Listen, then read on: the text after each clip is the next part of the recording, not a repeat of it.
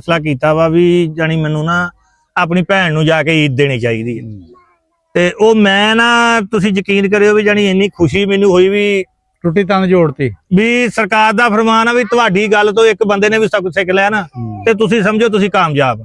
ਤੇ ਮੈਂ ਫਿਰ ਤਕਰੀਬਨ ਈਦੋਂ ਦੇ ਇੱਕ ਦਿਨ ਪਹਿਲਾਂ ਬੰਦੇ ਨੂੰ ਫੋਨ ਕੀਤਾ, ਮੈਂ ਕਿਹਾ ਬਾਈ ਕਿੱਦਾਂ ਈਦ ਦੇ ਆਂਦੀ? ਉਹਨੇ ਕਿਹਾ ਬਾਈ ਮੈਂ ਈਦ ਦੇ ਗਿਆ।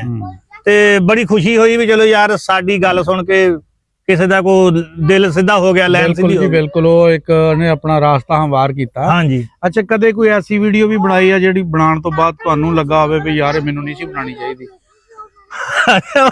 ਉਹ ਭਾਈ ਨਾਸਰ ਏਦਾਂ ਹੀ ਇੱਕ ਚੁਗਲ ਦੇ ਵਿੱਚ ਐਵੇਂ ਵੀਡੀਓ ਬਣਾਤੀ ਸੀਗੀ ਅਸੀਂ ਤੇ ਉਹ ਨਾ ਉਹਦੇ ਤੋਂ ਸਾਨੂੰ ਨਾ ਬੰਦਿਆਂ ਨੇ ਬਹੁਤ ਗੁੱਸਾ ਕੀਤਾ। ਜਾਨੀ ਉਹ ਥੋੜੀ ਜਿਹੀ ਨਾ ਅਸੀਂ ਗੱਲ ਕੀਤੀ ਸੀ ਆਪਣੀ ਦੁਨੀਆਦਾਰੀ ਦੀ, ਕੋਈ ਵਿੱਚ ਸਿਲਸਿਲਾ ਸੀਗਾ ਬੁੜੀਆਂ ਦਾ, ਤੇ ਉਹ ਅਸੀਂ ਨੇ ਦੱਸੀ ਸੀ ਗੱਲਬਾਤ ਵੀ ਔਰਤਾਂ ਏਦਾਂ ਤੇ ਏਦਾਂ। ਉਹ ਫਿਰ ਬੰਦਿਆਂ ਨੇ ਨਾ ਬਹੁਤ ਜਾਨੀ ਅਸੀਂ ਲਾਈ ਆ ਤੇ